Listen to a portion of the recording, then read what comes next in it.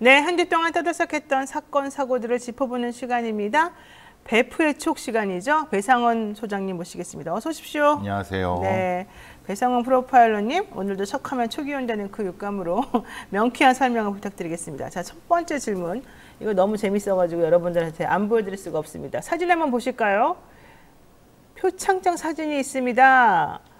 정부 표창장에 경찰청장 조난사진, 행정부 황당 이런 제목인데요. 저게 먼저 설명 좀 해주실까요? 예, 경찰기관이든 뭐 정부기관이든 네. 주는 그 표창장, 그러니까 상장에는 서식이 있습니다. 네. 서식을 바꿀 때는 반드시 윗기관에 상부기관에 보고를 해야 되는데 잘 보시면 아시겠지만 이거는 경찰청장 윤익은 하고 경찰청장의 기관의 장에 도장이 찍혔는데 도장이 찍히는 자리에 본인의 그 상반신 사진이 있는 거예요. 그래서 도장이 잘 안 보이시죠? 네. 윤희근, 윤희자 보이고 근자 그게 그 경찰청장의 직인이 없고 그 위에 저 사진이 있지 않습니까?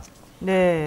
저거 보고 저는 가짜 뉴스인 줄 알았어요. 그러니까요. 제 친구가요 아침에 네. 보여주고 야 뭐냐 그러더라고요. 그래서 저도 에이 가짜뉴스지라고. 왜냐하면 있을 수가 없는 일이에요. 왜냐하면 상부기관에 보고를 하고 해야 되는 거고 정신 나가지 않고서 자기 얼굴을 사진으로 거냐 도장에 박는 사람이 어디 있습니까? 이게. 그러니까 윤희근 경찰청장이 네. 자신이 취임한 뒤에, 그러니까 취임한 게 지난해 8월인데 네. 지난해 8월부터 지난달까지 6월까지 수여자인 청장 사진이 들어간 표창장을 212건이나 사람들에게 줬다는 거예요. 전체 표창장 발부 건수가 9,700건 정도 되는데 그중에 뭐 한 2% 정도 된다라고 하는데 문제는 여기에 자기 얼굴을 왜 넣느냐는 거죠. 그러니까요. 지금. 저 도대체 이해를 못하는 게다가 거죠. 윤 총장이 2015년도에 경찰서장 할 때도 이렇게 자기 얼굴 넣어가지고 줬다면서요? 네. 이분은 왜 자기 얼굴 이렇게 좋아하나요? 왜 이러죠? 글쎄 말이에요. 이게 나르시시즘이 있는 건지 자기의 장애가 있는 건지 성격 장애가 있는 건지 와, 너무 항상 황당스러운데 행안부 의정관실에서도 이게 무슨 황당하고 당혹스러운 상황이냐. 사진을 넣어도 된다는 자체상은 대체 어디서 나온 거냐. 이런 얘기를 지금 하고 있으면서. 그냥 그 경찰서장 단위에서는 가끔 그런 일이 있습니다. 그래요? 예, 서장 단위에서는 이렇게 뭐 왜냐하면 경찰청장이라고 하는 국가 전체 기관에서의 것은 뭐 있을 수 없는 일이기 때문에 생각을 못 했는데 경찰서장은 일종의 표창장 말고 이렇게 일종의 주민들과의 친근함이라든가 직원들의 친근함 때문에 그런 걸 하는 경우는 가끔 있는데 이제 그게 설마 청장이 돼서도 그 이 짓을 할지는 몰랐죠. 예. 청장을 해서도 이 짓을 할지 그러니까요. 몰랐다고요? 깜짝 놀랐죠. 이게 무슨 일인 건지. 아니 근데 이런 거를 청장이 지시를 하더라도 안 됩니다. 이렇게 해야 되는 게 일반적인 것 같은데. 그러니까 절대 그게 아니라 밑에는 아부하는 사람들밖에 없다는 거죠. 와. 근데 이게 더 큰 문제는 뭐냐면 경찰청에는 발간실이라는 게 따로 있습니다. 발간실이요? 발간하는 부서가. 왜냐면 이건 이제 보안부서입니다. 보안부서. 그러니까 우리가 생각하는 회사에서 아무나 뭐 책자 찍고 이렇게 생각하시는데 아닙니다. 이건 경찰처럼 국가의 기본적인 보안 사정기관 중에 하나입니다. 이제 기본적인 축 중에 하나이기 때문에 어떤 문서가 나가도 그게 뭐 쉽게 나가는 게 아닙니다. 그리고 그렇죠. 그거는 모두 보고 체계가 있는 거예요. 네. 보고 체계를 가지고 했다는 것은 첫 번째, 보고 체계를 무시했다. 아니면은 보고 체계를 넘어섰다. 이게 보고 체계를 해도 대통령실에서는 아니면 행안부에서는 그냥 뭐 넘어갔다. 이 몇 가지 중에 하나입니다. 이게 그냥 넘어갈 일이 아닌 거예요.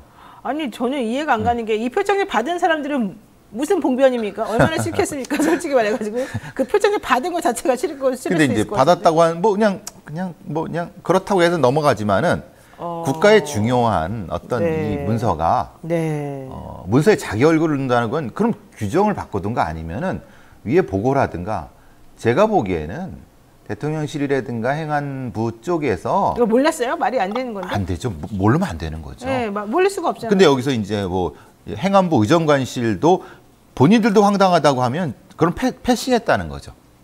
대통령실에서 묵인하는 성태로 패싱했다고 하는 것이 맞을 거고 그 이유는 뒤에 할 이슈와 저 연결됩니다. 아니 근데 여기 보면 이런 얘기도 있어요. 경찰 내부에서 낯부끄러운 충성 경쟁이라는 목소리가 나오는데 예, 당연히 나올 수밖에 한 없죠. 경찰관은 그동안에 각종 경찰 기념품에 청장 사진이 들어간 걸 보고 과하다는 생각을 했는데 이렇게 말한단 말이에요. 얘기는 이전에도 계속 이 얼굴이 들어있었다는 근데 얘기잖아요. 기념품은 애교죠. 기념품의 키링, 뭐 아까 뭐 키링 말씀하셨는데 네. 그런 거 그냥 애교로 넘어갈 정도는 되지만 그건 그냥 그거 기념품이지 않습니까? 아니 무슨 사기업도 아니고 무슨 경찰청장 얼굴을 박아놓으면서 그게 무슨 애교예요. 아니 그건 물건이니까 이건 사든 말든 상관이 없는 거니까 안 사도 되는 거니까. 근데 이거 표창장은 그게 아니죠. 와. 이거는 국가의 중요한 문서죠. 네네. 그리고 이 문서는 그 받는 사람이 대대손손 기념해야 될 거지 않습니까? 그리고 이건 개인의 것이 아니라 이건 어떤 특정한 의미를 가지고 있는 건데 거기에 이렇게 된다니까 이건 진짜 너무 내부에서 줄을 대려고 하는 것이 눈에 보이는 것이 아니야. 그리고 누군가는 적어도 감사관실이라든가 이런 게를 좀 말을 했어야 된다. 이건 좀 과하십니다라고 했어야 되는데 전혀 그게 안 먹혔다는 거고 이걸 지금 1년 넘게 대놓고 했는데도 지금 아무도 문제 제기 안 했다는 거잖아요. 네. 그럼 분명히 이거는 대통령실의 사정 어떤 기능은 어디 갔다는 겁니까 지금 이게? 이게 당신들 이게 문제가 있어요라고 해야 되는데 왜 경찰의 이 부분? 그럼 이제 제가 아까 뒤에 할 이슈가 얘기가 뭐예요? 연결진 거죠. 네. 왜냐하면 지금 이제 경찰의 뭐 과잉 진압이든 아니면 공격적 진압이든 그것과 연결되는 이제 뒤에 이제 프랑스 얘기를 하고 그러면서 이제 흔히 말 특수부대 수준의 진압부대가 조직되면서 그것을 우대해 주는 과정에서 경찰을 우쭈쭈 해줄 수밖에 없는 상황이 전 세계적으로 벌어지고 있는 상황이라는 겁니다. 아 그래요? 예. 그 얘기를 잠깐 뒤에 하려고 한 거죠. 예. 네, 연결되는 수 이슈입니다. 예. 어쨌든 지금 이거는 도를 넘었다고 안 말할 수가 없는 상황입니다.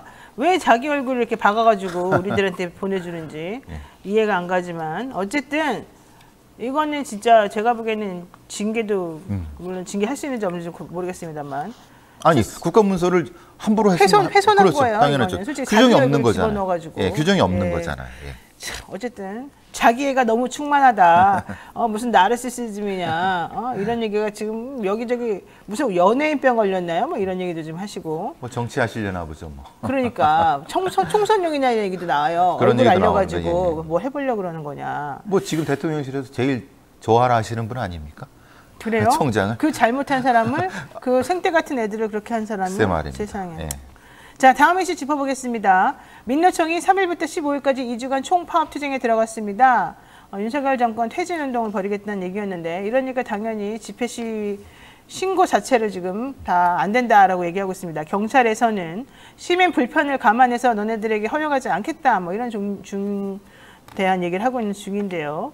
이렇게 되면 경찰이 과잉 진압, 폭력 진압 이런 걸 좀 하게 될 가능성도 좀 있다 이렇게 생각이 들기도 하고요. 그렇죠. 지금 이게 굉장히 중요한 건 아까 말씀드린 건 현장 경찰은 어떻게 보면 중립적입니다. 그런데 문제는 위에서 말하자면 청장이나 아니면 서울청장이나 하는 경비부대의 장이 어떤 신호, 시그널을 주게 되면은 과격해질 수밖에 없습니다. 그렇죠. 그러니까 진압의 수준이 그러니까 지금 인원을 둘 쓸 거를 네 쓰고 네 쓸 거 다섯 쓸 수밖에 없는 거예요. 그러면은 이 대열 간격이 좁아집니다. 네. 좁아지면 물리적 충돌이 생길 수밖에 없는 거고 분명히 법원에서는 민주노총의 퇴근길 광화문 집회를 허용했습니다. 네. 그러면은 법원의 판결, 법을 따라야 되잖아요. 네. 근데 이제 문제는 그것을 이 시위 진압의 그 상부의 몇 마디가 사실 현장에서는 물리적 충돌로 생길 수밖에 없는 상황입니다. 그러니까 그것을 조심하려고 아주 조심 있게 접근해야 되는데 지금 이제 그 이 경찰 지휘부나 이런 사람들이 그냥 일종의 진압, 물리적 진압을 통해서 한 어떤 것을 아까 표창장을 준다, 상장을 준다 이렇게 하면서 뭐 이제 북돋게 되면은 현장은 진짜 아수라장이 됩니다. 이걸 또 북돋는군요. 표창장 준다 그러면서. 예를 들면 이게 법을 정확히 지켜라라고 해버리면은 그러니까 물론 법을 지켜야 되겠죠. 그러면 여기 민노총에서 허용한 집회 일부를 보호해주라고 하는 법을 지켜야 되는데 그것이 아니라 이게 밀어붙이게 되는 상황이 되는 거죠. 그러면 이제 물리적 충돌이 생길 수밖에 없는 겁니다. 어쨌든 경찰에서는 5시부터 8시까지 5개 집회 금지해야 된다. 교통 통제가 문제다. 교통이 마비될 수 있다. 이런 얘기하고 언론사에서도 계속 교통 통제 얘기를 하루 종일 하고 있는데 행정법원 행정일부에서는 세종대로의 일부 차선만을 사실은 사용할 수밖에 없고 500명 미만인 경우에는 파이낸스 센터 앞 인도 부분을 이용하고 1000명 미만일 경우는 인도와 세종대로 한 개 차로를 이용해라. 그렇기 때문에 전체적으로 왕복 8차선 도로는 그렇게까지 큰 혼잡은 없을 것이다. 이제 이런 이유로 여태까지도 이렇게 해왔습니다. 허용을 해줬습니다. 그래서 경찰 여태까지도 경찰의 부분에서는 다 용인되고 그렇게 해온 거거든요. 지금까지 그게 큰 문제가 있었습니까? 그런데 왜 더더욱 이런 밀어붙이는지 사실 이건 결과적으로 경찰의 이런 행위는 물리적인 충돌로 발생할 수밖에 없습니다. 네.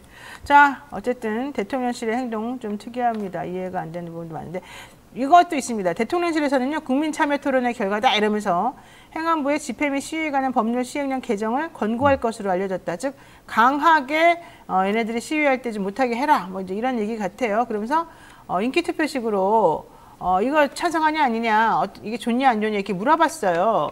근데 이거는 헌법상 기본권이기 때문에 국민들이 불편하다라고 하는 거 좀 감수하라는 게 우리 그렇죠. 법을 만든 사람들의 태도거든요. 당연히 집시법이라든가 표현의 자유라고 하는 것은 일정 정도 교통이라든가 이런 거에 어떤 일정 정도 그걸 감수하면서까지도 헌법에 그것이 수록된 이유는 분명히 이것은 소수자라든가 약자에 대한 보호 분명히 존재하는 거 아니겠습니까? 그렇죠. 그래서 이제 불편해하는 사람들에게 인기 투표하는 것처럼 이거 좋냐 안 좋냐 물어봐가지고 얘네가 싫대, 니네 하지 마 이렇게 하는 건 말이 안 맞는다는 거죠. 국가 공동체 전체의 이익을 따져서 헌법이나 법원에서 판단한 부분이지 않습니까? 그럼 그거를 경찰이 보호해줘야 되는 건데 물론 당연히 저도 그런 데 갈 때 짜증납니다. 맡기고. 근데 그거는 저의 짜증남과 달리 국가 전체의 이익, 공동체 전체의 이익과 그렇죠. 그 부분을 비교해야 되는데 이렇게 이제 몇몇 언론에서 막 이 막히고 짜증나고 뭐냐 막 비난하고 이런 거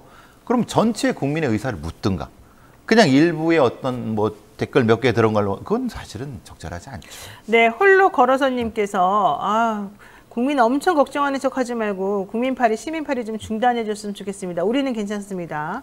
이런 말씀도 해주셨는데요. 자, 한편 윤석열 대통령은요, 어제 국민과 국민 경제를 인질로 삼고 정치 파업과 불법 시위를 벌이는 사람들의 협박에 절대 굴복하지 않고 단호히 대응하겠다. 이렇게 또 세게 말했어요.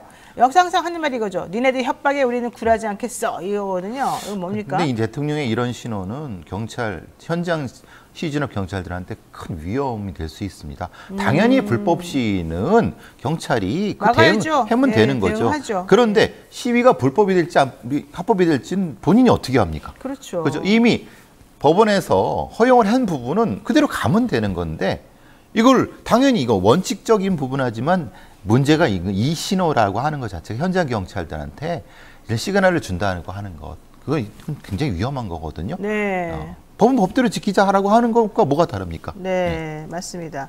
자, 프랑스 얘기도 한번 해볼게요.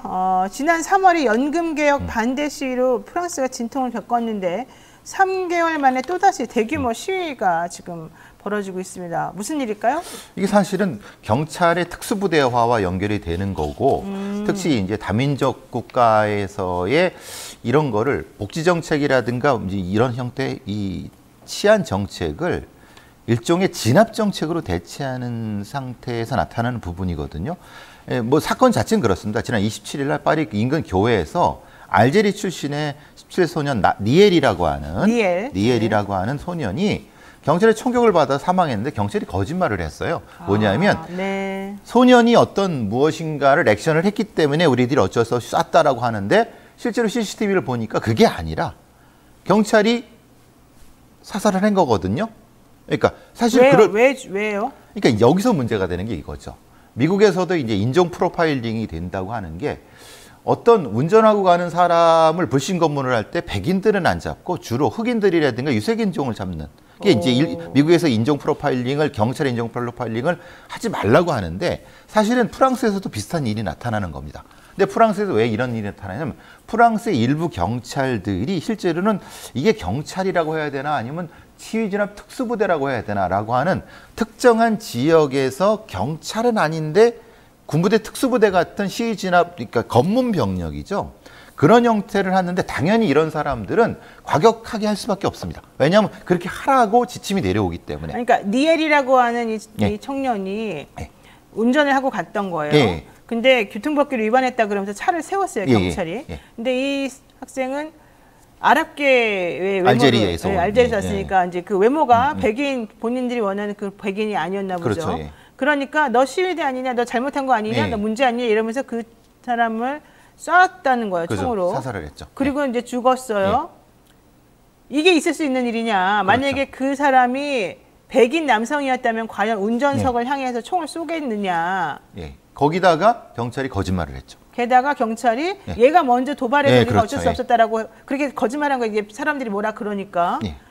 이게 프랑스의 현 인권과 관련된 상황이다. 그렇죠. 왜냐하면 결국은 프랑스가 똘레랑스라고 하는 관용주의로 똘레랑스, 인해서 어떤 다민족, 다인종 국가의 모범이 된다고 하지만 실제로는 그렇지 않더라. 결국은 백인들의 중심으로 어떤 경찰력과 치안력을 중심으로 다민족 국가를 가장하는 것이 아니냐라고 하는 것 때문에 프랑스의 여러 특히 이제 소수민족을 중심으로 해서 분노가 결국은 폭발한 것이 아니냐. 그러니까 2005년도에도 역시 프랑스 폭동이 있어났고 2005년도에 특히 런던 폭동 동시에 진행됐지만은 그것의 재판이 아니냐. 그동안 프랑스에서도 이 다민족 국가에 대한 다양한 정책을 하겠다고 했지만은 결국 나은 것은 경찰의 특수부대와 경찰의 강경진압 일변도가 결국은 이것에 유발된 것이 아니냐. 이게 결국은 지금 이 10대 소년의 죽음 자체가 문제가 아니라 프랑스 내부의 인종, 종교 갈등이 터진 것이 아닐까라고 하는 얘기가 되는 바로 그 얘기입니다. 자, 프랑스에서는요 경찰이 기자에게도 총부리를 겨눴어요. 이 사람이 시위대로 착각했다 뭐 이런 변명이었는데 기자가 유색인종이었죠. 튀르키예 출신 그렇죠. 기자였죠. 터키 출신에. 자, 이런 식으로 지금 문제가 되는 게 너무 많은데 공공기관의 권리 침해를 감시하는 권리보호관이 확인한 보고서가 있습니다. 지난 2017년에 흑인 또는 아랍인으로 보이는 젊은 남성이 경찰에게 신분 확인을 요구받을 가능성이 다른 사람들보다 20배가 높다. 2016년 프랑스 본토에서 5,000명을 대상으로 설문조사를 해보니까 18세에서 25세가 다른 연령대보다 7배, 흑인 또는 아랍인 남성이 다른 인종보다 5배 자주 신분 확인을 요구받더라.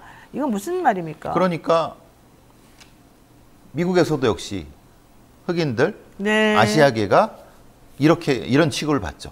그러니까 프랑스, 그러니까 똘레랑스의 기본, 다인종 국가의 표준이라고 할 수 있는 그 나라도 역시 별로 다른 게 없더라. 그러니까 이게 누구 때문이냐? 결국은 프랑스 경찰이나 치안 당국의 강경 일변도 이것이 어떤 같은 공존을 하는 것이 아니라 백인 중심의 어떤 정책이 은연중에 나타나는 것이 아니냐라고 하는 거죠. 거기에 결국은 이 강경 진압이라고 하는 것이 나타난 거고, 그럼 네일이라고 하는 사람이 죽음이 된 거고, 그 부분이 결국은 우리가 봐야 될 핵심적인 부분이 아닐까라고 하는 겁니다. 그래서 플레밍 교수라는 사람은 알자지라 방송에서 이런 말을 했습니다. 프랑스 경찰에 희생당한 사람이 대부분 흑인 또는 아랍인이다. 그런데도 당국이 이를 무시하고 있다. 그 이전에.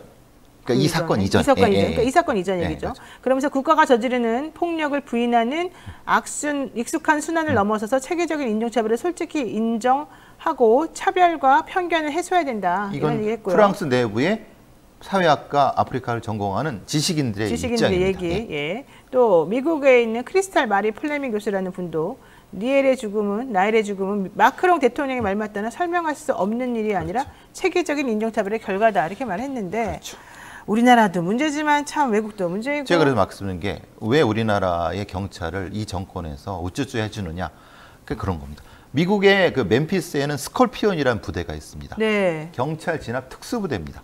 그건 그냥 백인들을 중심으로 해서 거리에 풀어놓습니다. 그러니까 그냥 눈에 보이면 다 잡아들이라는 거예요. 왜냐? 멤피스가 굉장히 살인율이 높았는데 그거를 빌미로 해갖고 싹 다 잡아들이는 거고 그걸 중심으로 이제 미국의 주요 도시의 경찰들이 특수부대화가 된다는 겁니다. 그러니까 그게 이제 일반적으로 우리가 말하는 미국 경찰의 어떤 CSI 같은 그런 모습이 아니라 과학수사 이런 모습이 아니라 그냥 거리에서 몽둥이를 들고 지키는 그 모습.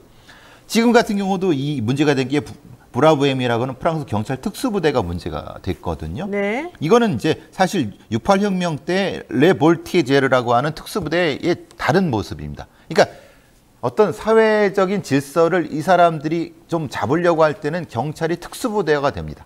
근데 사실은 이 질서라고 하는 것이 누구의 질서냐? 기득권의 질서라는 겁니다. 그게 결국은 지금 프랑스에서 니엘의 죽음이라고 하는 것 자체가 가져온 것은 네.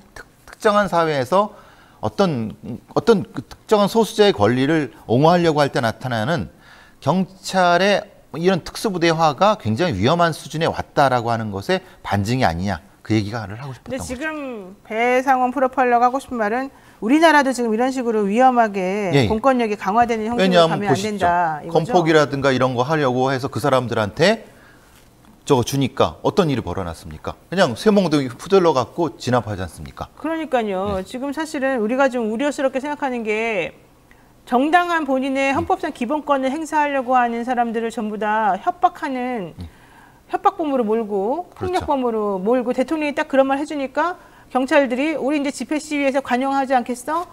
우리가 좀 세게 나가겠어? 이런 얘기를 그냥 공공연하게 한단 말이죠. 그렇죠. 그러면 앞으로 이게 어떻게 되겠느냐? 그러니까 윤희근이 자기 사진을 박는 거죠. 왜냐하면 사실 대통령이 좋아하라는데 당연히 선을 넘는 거 아닙니까? 누가 윤희근을 지금 제어하겠습니까? 똑같은 일이 벌어지는 겁니다. 프랑스 경찰이 왜 이게 특수부대가 되고 네. 미국 경찰이 왜 이렇게 특수부대처럼 지들이 기고만장을 하느냐? 똑같은 현상이 벌어지는 겁니다. 그러니까 국가 공권력을 사적이 특정한 집단의 이익으로 바꿔버리면 결과는 뻔합니다. 네. 거리는 피투성이가 될 수밖에 없습니다. 그렇죠. 젬마님께서 최고 지도자의 비상식적인 삶을 무시하면 그 결과로 늘 약자들의 삶이 위태로워집니다. 이렇게 예, 정확한 표현이십니다. 예. 그렇군요.